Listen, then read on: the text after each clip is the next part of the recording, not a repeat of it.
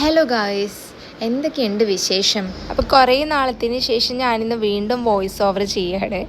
ഒരു lengthy video തന്നെ ആയിക്കോട്ടെ എന്ന് വിചാരിച്ചു. അപ്പം കുറേ നാളത്തെ ആഗ്രഹമാണ് താജ്മഹൽ പോയി ഒന്ന് കാണണമെന്ന്. അപ്പോൾ ഈ 2 വർഷമായി ഡൽഹിയിൽ വന്നിട്ട് ഇപ്പോഴാണ് എനിക്കൊന്ന് സമയം കിട്ടിയത് താജ്മഹൽ കാണാൻ വേണ്ടി. അങ്ങനെ ഞങ്ങൾ ഇന്ന് രാവിലെ ഒരു 4 മണിയായപ്പോൾ വീട്ടിൽ നിന്ന് ഇറങ്ങിയതാണ്. ഡ്രൈവ് ചെയ്തിട്ടാണ് പോയത് കേട്ടോ.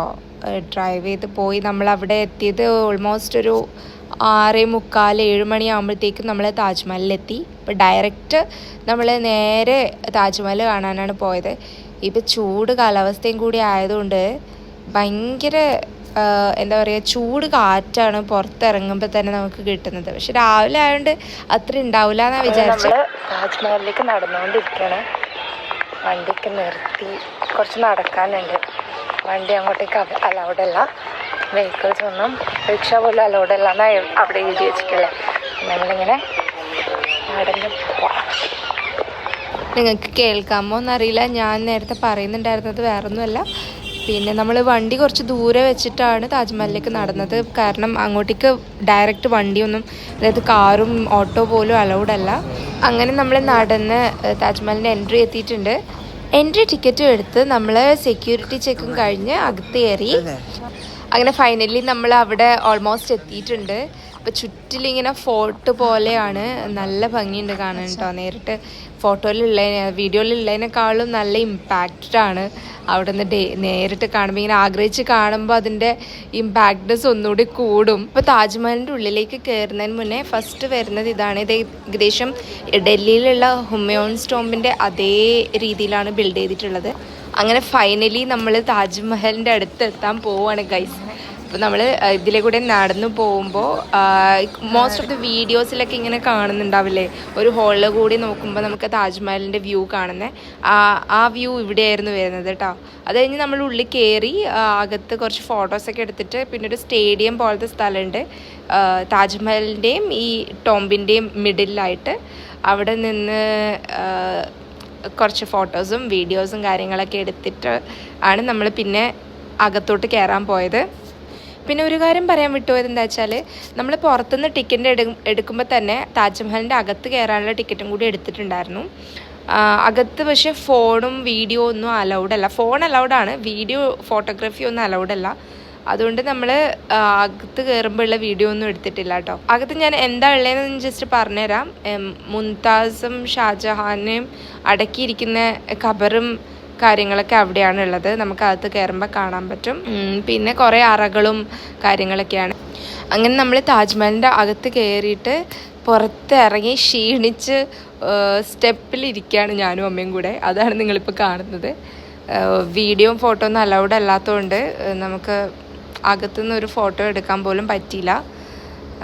ഇപ്പം നമ്മൾ ഉള്ളിൽ കയറി കറങ്ങി കണ്ടിട്ടാണ് പുറത്ത് വന്നിരിക്കുന്നത്. ചൂടിൻ്റെ കാഠിന്യം കൊണ്ട് ഞാൻ മുടിയൊക്കെ അങ്ങ് കെട്ടിവെച്ചു. അങ്ങനെ 2 വർഷങ്ങളുടെ കാത്തിരിപ്പിന് ശേഷം ഞാൻ താജ്മഹൽ കണ്ടിരിക്കുന്നു ഗൈസ്. അപ്പോൾ എന്താ പറയുക, ഭയങ്കര സന്തോഷമുണ്ട്. പിന്നെ ഈ വെയിലത്ത് നടന്നതിൻ്റെ ക്ഷീണം എല്ലാം കൊണ്ട് ഒരു വിധമായിട്ടുണ്ട്. അപ്പോൾ ഇനിയിപ്പോൾ നമ്മൾ ഇവിടുന്ന് പുറത്തിറങ്ങാൻ പോവാണ്. നമ്മൾ താജ്മഹൽ കണ്ടിട്ട് ഇറങ്ങി. ഇപ്പോൾ നല്ല വെയിലാണ്, 9:30 ആയതുള്ളൂ. അപ്പോഴത്തേക്ക് അപ്പം ഞാൻ പറഞ്ഞ പോലെ നല്ലോണം ദാഹിച്ചിട്ടുണ്ടായിരുന്നു നമുക്ക്. അപ്പോൾ എന്തെങ്കിലും വെള്ളം ഫസ്റ്റ് കുടിക്കണം എന്നായിരുന്നു ഫസ്റ്റ് ടൈം. അപ്പോൾ നമ്മൾ അവിടെ നിന്ന് ഇറങ്ങിയപ്പോൾ തന്നെ ഒരു ഷോപ്പ് ഉണ്ടായിരുന്നു, അവിടെ നിന്ന് വെള്ളമൊക്കെ വാങ്ങിച്ചു കുടിച്ചു. നമ്മുടെ വണ്ടി വെച്ചിരിക്കുന്ന സ്ഥലം കുറച്ച് ദൂരെ ആയതുകൊണ്ട് അതുവരെ ക്ഷമിക്കാനുള്ള മാനസികാവസ്ഥയിലല്ലായിരുന്നു. അങ്ങനെ ദാഹമൊക്കെ മാറ്റിയപ്പോഴത്തേക്കും നമ്മൾ ചെറിയൊരു ചേഞ്ച് ഓഫ് പ്ലാൻസ് ചെയ്തു. ആദ്യം ആഗ്ര ഫോർട്ട് പോയിട്ട് പിന്നെ ബ്രഞ്ച് കഴിക്കാമെന്ന് വിചാരിച്ചു.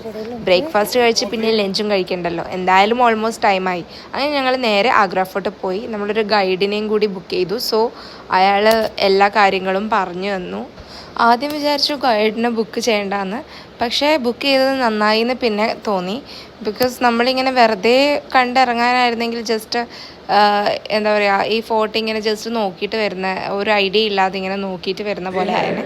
പക്ഷേ നമ്മൾ പുള്ളിക്കാരനെ ബുക്ക് ചെയ്തത് കൊണ്ട് തന്നെ അയാൾ ഓരോ കാര്യങ്ങളും വിശദമായിട്ട് പറഞ്ഞു. ഓരോ സ്ഥലത്തെത്തുമ്പോഴും ഇതായിരുന്നു എന്നുള്ള നമുക്ക് വിഷ്വലൈസ് ചെയ്യാൻ പറ്റി. ഓരോ അറയിലെത്തുമ്പോഴും പുള്ളിക്കാരൻ അവിടെ എന്തായിരുന്നു, പണ്ട് എങ്ങനെയായിരുന്നു എന്നുള്ള കാര്യങ്ങളായിരുന്നു എക്സ്പ്ലെയിൻ ചെയ്ത് തരുന്നുണ്ടായിരുന്നത്.